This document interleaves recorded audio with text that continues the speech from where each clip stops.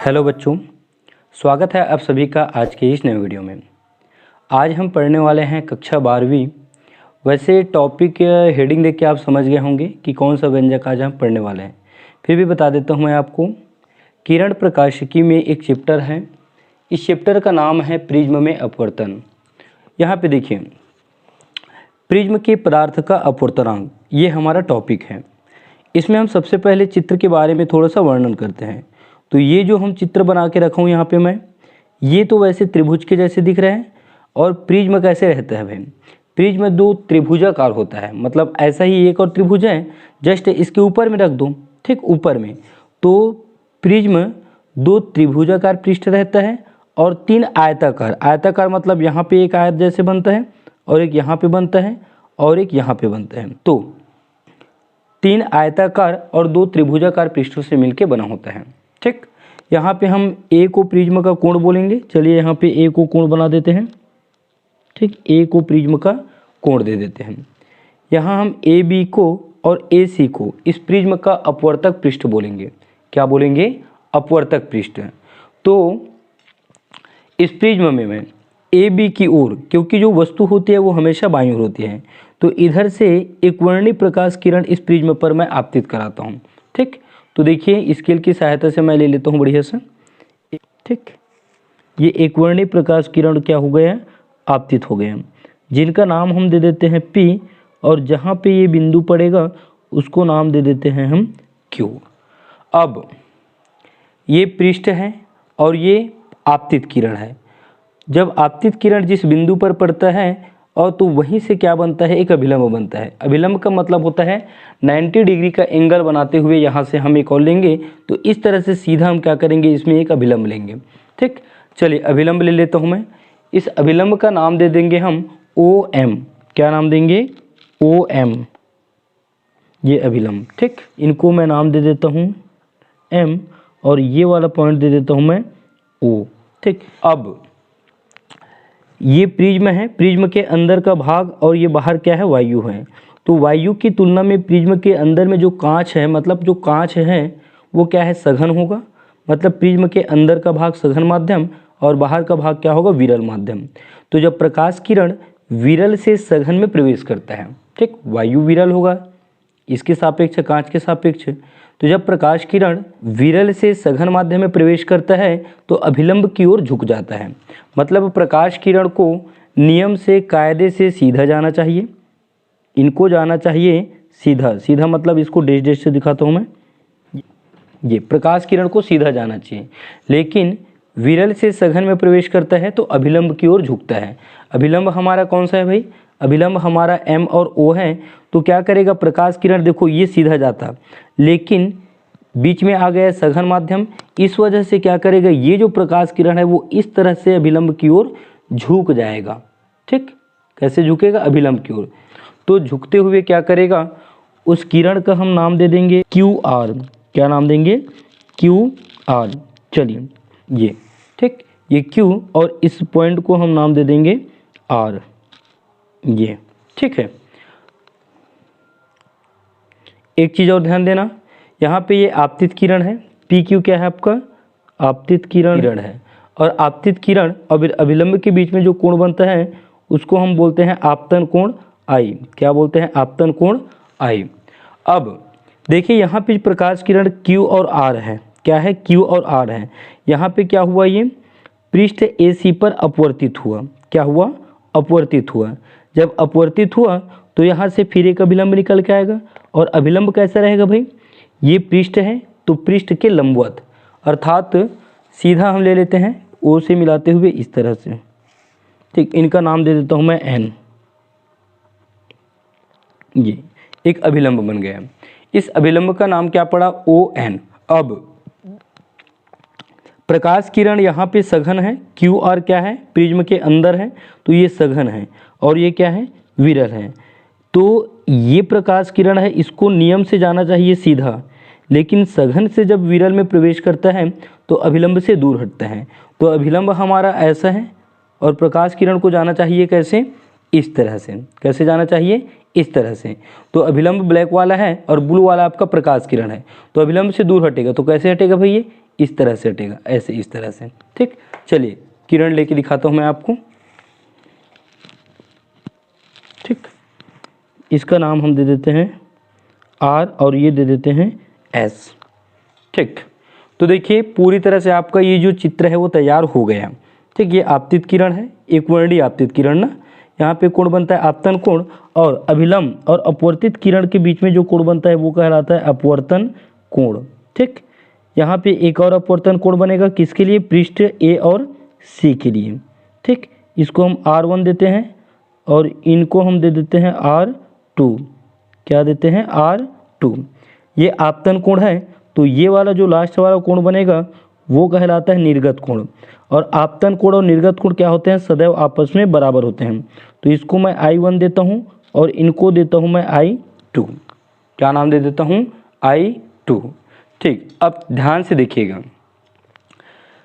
आपतित किरण को मैं पहले से ही बढ़ा दिया हूँ। ठीक, आपतित किरण को हम आगे की ओर ऐसे बढ़ाते हैं और निर्गत किरण को ऐसे पीछे की ओर बढ़ाते हैं। ठीक, इसका आगे ये हो जाएगा, तो इनको हम क्या करते हैं? पीछे की ओर बढ़ाते हैं, और जिस बिंदु पर जाके मिलते हैं वो बिंदु कहलाता है, वहाँ पे जो कोण बनता है वो कहलाता है विचलन कोण। क्या कहलाता है? विचलन कोण। तो मैं RS को पीछे की ओर बढ़ाऊंगा, ये इस तरह से। ठीक, और यहाँ पे जो कोण बनेगा उस कोण का नाम पड़ेगा विचलन कोण, और विचलन कोण से हम कोण को दर्शाते हैं हम डेल से। किससे दर्शाते हैं? डेल से। ठीक, और इस बिंदु का नाम दे देता हूँ मैं T। क्या नाम दूंगा? T, और ये वाला लाइन हो जाएगा S। ठीक, पूरी तरह से हमारा चित्र बनके तैयार हो गया। चलिए अब इन सब चीज़ों के बारे में थोड़ा सा मैं आपको बता देता हूँ। ABC क्या चीज़ है? एक प्रिज्म है, जहाँ A क्या है? प्रिज्म का कोण है। AB और AC अपवर्तक पृष्ठ हैं। एक वर्णीय प्रकाश किरण PQ है जो विरल से सघन में प्रवेश करता है और QR दिशा में अभिलंब की ओर झुकते हुए QR दिशा में चली जाती है। ठीक, उसके बाद पुनः सघन से विरल में प्रवेश करता है तो RS दिशा में चली जाती है। ठीक, निर्गत किरण RS और आपतित किरण PQ जब दोनों मिलते हैं, इनको पीछे की ओर ले जाते हैं, इनको आगे की ओर ले जाते हैं, तो यहाँ पे जो कोण बनता है इस कोण को हम कहते हैं विचलन कोण। क्या बोलते हैं? विचलन कोण। तो यहाँ पे वर्णन में आपको वही चीज़ें लिखनी है। क्या करनी है? यहाँ पे वर्णन में वही चीज़ें लिखनी है जो मैं आपको बताया हूँ। ठीक, वैसे मैं लिख के रखा हूँ, इसका PDF मैं आपको दे दूँगा। ठीक, एक बार लिखा हूँ उसको मैं आपको दिखा देता हूँ। देखिए यहाँ पे है। ठीक, ये वर्णन दिखा आपको। ABC एक प्रिज्म है, AB और इसी अपवर्तक पृष्ठ है। एक वर्णीय प्रकाश किरण PQAB आपतित होती है, प्रिज्म के अंदर QR दिशा में चलती है और पृष्ठ AC से RS दिशा में निर्गत हो जाती है।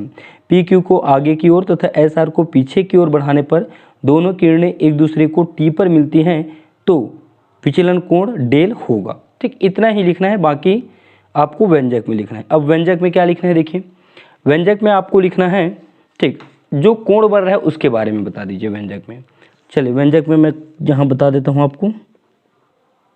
है इतना चीज़ें कम से कम आप लिखोगे। यदि पेपर में आप वर्णन नहीं बताओगे तो ये चीज़ें आपको अनिवार्य है लिखना।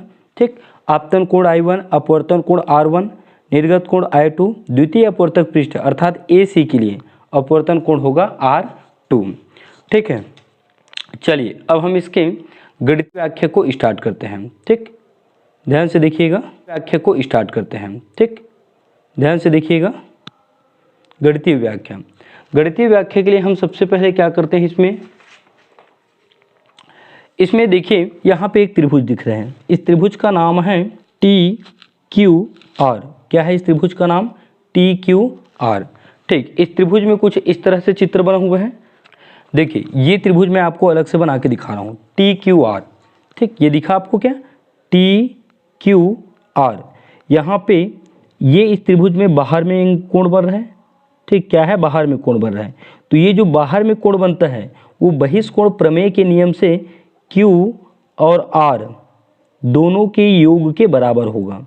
ठीक, जो कोण ये बाहर में बना है इसका जो मान होता है डेल, वो Q और R के योग के बराबर होता है। इसको हम कहते हैं बहिष्कोण प्रमेय। ठीक, तो यहाँ हम लिखेंगे त्रिभुज में। ठीक, बहिष्कोण क्या है भाई? बहिष्कोण है डेल। ठीक, इसका नाम क्या पड़ेगा? ठीक, यहाँ पे इसको यू नाम दे देना। क्या नाम दे देना? यू। यहाँ पे भी सुधार लेना, इसको यू दे देना ना, ये यू। तो इस कोण का नाम क्या पड़ेगा भाई? U T. और ये आगे तक गया है, यहाँ पे है आपका एस, तो इस कोण का नाम पड़ेगा यू टी एस। क्या नाम पड़ेगा? U T S. इस चित्र में देख सकते हो यू टी और ये एस।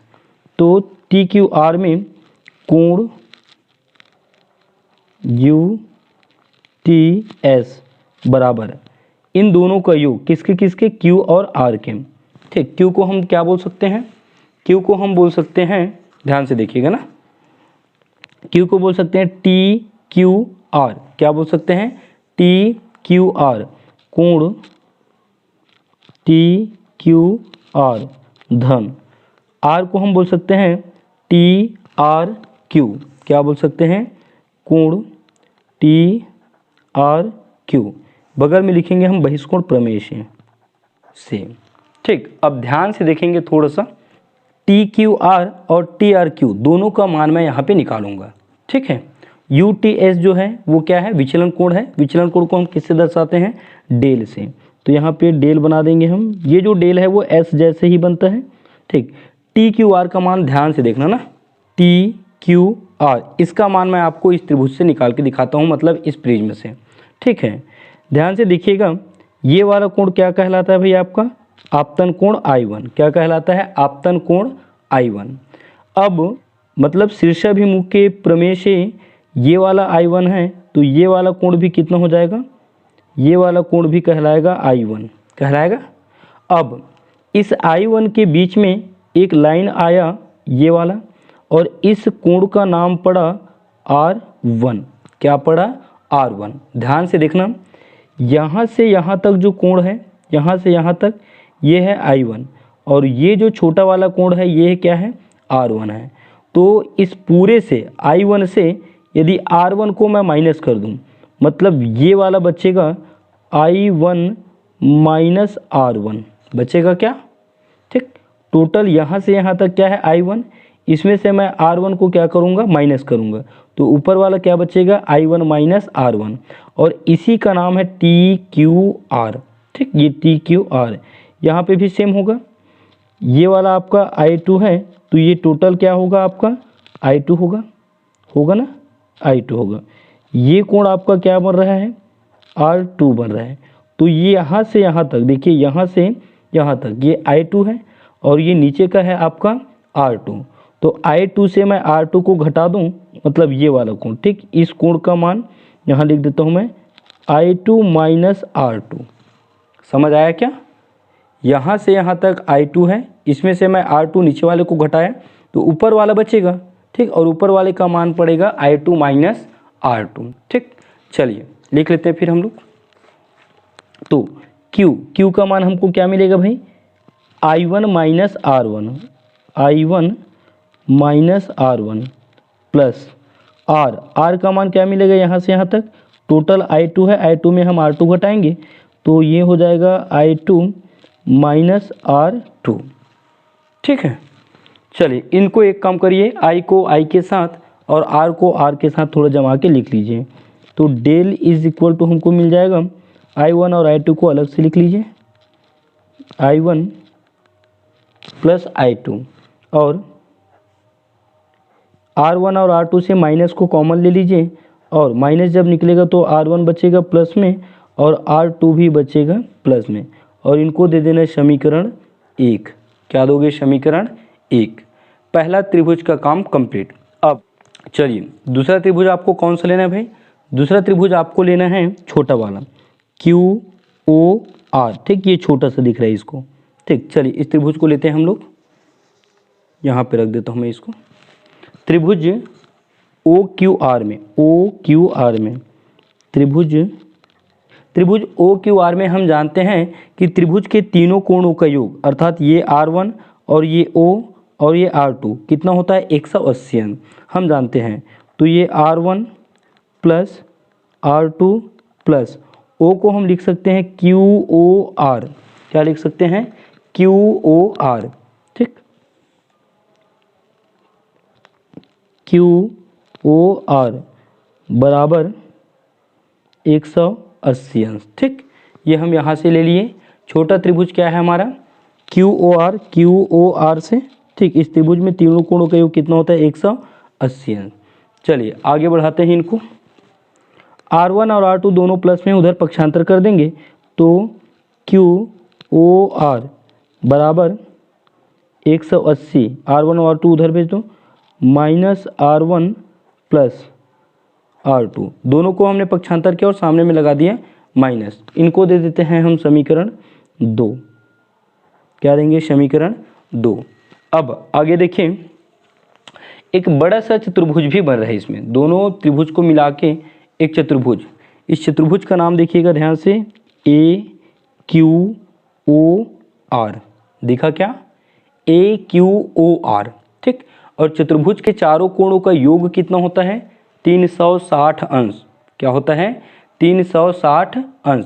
तो चतुर्भुज देख लो यहाँ पे, AQOR चतुर्भुज के चारों कोणों का योग कितना होता है, 360 अंश। कितना होता है भाई, 360 अंश। तो कौन कौन सा कोण है, एक तो कोण A है, तो हम A को लिखेंगे, कोण A धन Q को हम कैसे लिख सकते हैं भाई, देखो Q को हम बोल सकते हैं AQO। क्या बोल सकते हैं, AQO। ठीक, कोण AQO धन Q के बाद हम पहुंचेंगे O के पास, O को बोल सकते हैं हम QOR। ठीक, QOR धन। ठीक, R को हम बोल सकते हैं ORA या ARO। ठीक, कोई भी लिख सकते हो आप, ARO लिख लेते हैं। चलिए, कोण ARO बराबर चारों का योग कितना होता है, 360 अंश। ठीक, देखिए ऊपर समीकरण से देखेंगे हम, समीकरण 2 से QOR ये जो है, इनका मान है 180 माइनस R1 प्लस R2। कोण A को हम कोण A ही लिखेंगे, कोण A प्लस AQO कहाँ पे है, दिख रहा है क्या आपको। चलिए देखिए, AQO। ठीक, ये वाला आपका AB है और ये वाला आपका AQO है। इस तरह से मैं आपको बताया था, पृष्ठ पर जो अभिलंब होता है वो क्या होता है, लंब होता है। क्या होता है, लंब होता है। ठीक, तो ये जो लाइन है, ये जो हमारा कोण बन रहा है, ये वाला इस पृष्ठ पर कितने अंश का कोण बनाएगा, 90 अंश का। ठीक, तो Q का मान और यहाँ पे वैसा ही R का मान, Q और R दोनों कितने अंश के कोण बनाएंगे, 90 अंश का। क्यों, क्योंकि किसी भी पृष्ठ पर जो अभिलंब होता है वो लंबवत होता है, लंबवत होने की वजह से वह 90 अंश का कोण बनाता है। तो Q और R दोनों का मान कितना लेंगे हम, 90 और 90 लेंगे। ठीक है, तो AQO का मान हम रखेंगे 90। समीकरण 2 से हम OQR का मान रखेंगे, क्या, 180 minus R1 plus R2, 180 minus R1 plus R2।